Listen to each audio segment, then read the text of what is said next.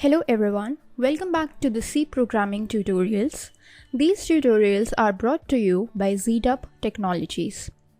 In this video, we are going to see that how can we pass the pointers as the function arguments, and then we are going to compare with the help of an example the outputs of two different functions which are having the same arguments and are performing the same function. But in one there will be pointers which will be passed, and in the other a normal value will be passed. So let us start with the video. So we have got our CodeBlocks IDE up and running. The next thing that you need to do is just click on create a new project and create a new console application. Then you can click on next and make sure that you have selected a C language over here because that's important. Then you can click on next and give your project a title. So I'm just going to give pointers to functions, or FUNCS for functions, that's a short form. Then you can click on next and then on finish. Now once you've done that, in the left hand side projects pane you can see there is a sources folder in which there is this main.c file in which we can just write our code. Okay, so this is some of the code that has already been written for you by the CodeBlocks IDE, so we can make use of it as well. So first of all, what we are going to do is we are going to see that how can we actually pass pointers as a function argument. So it is a very simple example that we are going to see. So let us just create a function, say void, and let us just name it as get value. So this function, what will this function do? It would just print the value or would return the value, right? Now here we want to pass a pointer as a function argument. So that is a prerequisite that since we want to pass a pointer as a function argument, so its passing would be somewhat different than a normal one. Like in the normal cases, we just try to pass like int or the data type of the argument, and then we wrote its name. But here what we are going to do is we are going to specify that yes, it is going to be a pointer, and for that purpose we need to use this asterisk operator and then the name of the pointer, say ptr, like this. Okay, now what we are going to do in this function is we are going to accept a pointer ptr and then we are going to give it a value, right? So let's just give pointer ptr a value, say it is going to be of integer type, say let us give it 50. Now you can give any value to this pointer ptr, it doesn't really matter. Okay, so that's it we want to do in this function. Now let's come to our main and let's just create a simple variable of integer data type again and name it as a v. We are not going to initialize it, just this int v. Now what we are going to do is we are going to call this get value function. So let's just call this get value function and we are going to pass this v as an argument into this get value function. Now there is one thing that you must keep in your mind, and that is the definition of the pointer. The definition of a pointer says that pointer is a special type of variable that holds the address of another variable, right? So since this function get value is expecting a pointer, so in the case of the pointer it is directly expecting the address of a variable. So here in the main function, when we are trying to pass this v, we cannot pass this v, we need to pass the address of this variable v. So that is why we need to use the ampersand operator, also known as the address of operator in C. So ampersand v is what we are going to pass and then put a semicolon. Then we are going to just print the value of this variable v. So using the printf statement, let us just write a message, the value of v is, and then using the placeholder mod d we can just print the value of v. Okay, so let's see what happens. we can just compile this code. And you can see the output. The value of v is 50. That is absolutely correct. Now what happens over here? We have declared a variable v.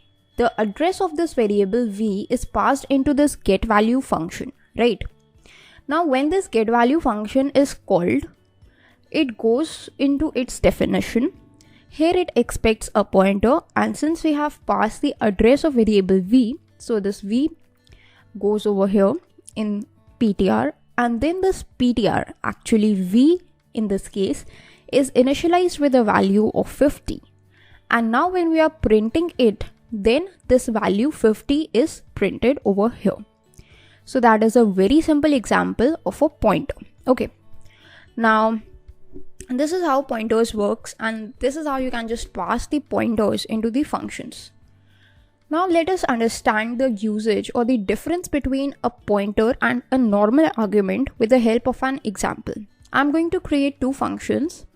First function is going to be ptr func, that is the pointer function, which is going to accept two arguments, both of which are pointers. So int p1 and int asterisk p2. These are the two pointer functions. And then what we are going to do in both of these pointer functions, we are just going to